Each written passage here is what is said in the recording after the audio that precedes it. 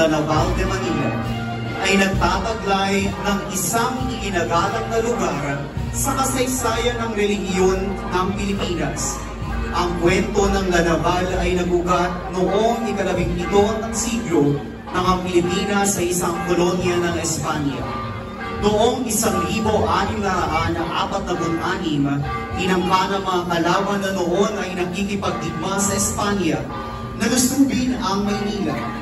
Sa kabila ng mas maraming barko ng kalaban, ang mga Espanyol at Pilipinong puwersa ay nakatagpo ng isang hindi inaasahang tagapagtanggol, ang mahal na Birhen ng Santo Rosario.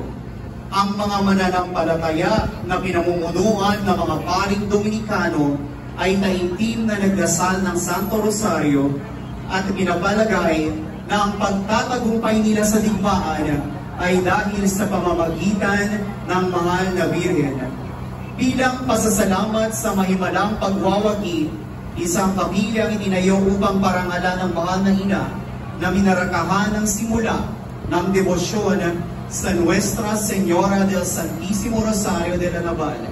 Sa paglipas ng mga taon, ang debosyon ay lumago at ang mga mananampalataya ay patuloy na nagtipon at nagpitagan na kinikilala ang papel ng mahal na Birhen ng Santo Rosario sa pag-aalaga at pag-iingat sa bansang Pilipinas. At dito po sa ating mahal na lungsod ay may natatanging pagdedebosyon ang sambayanang Kapitelyo sa Nuestra Señora del Santísimo Rosario de la Naval.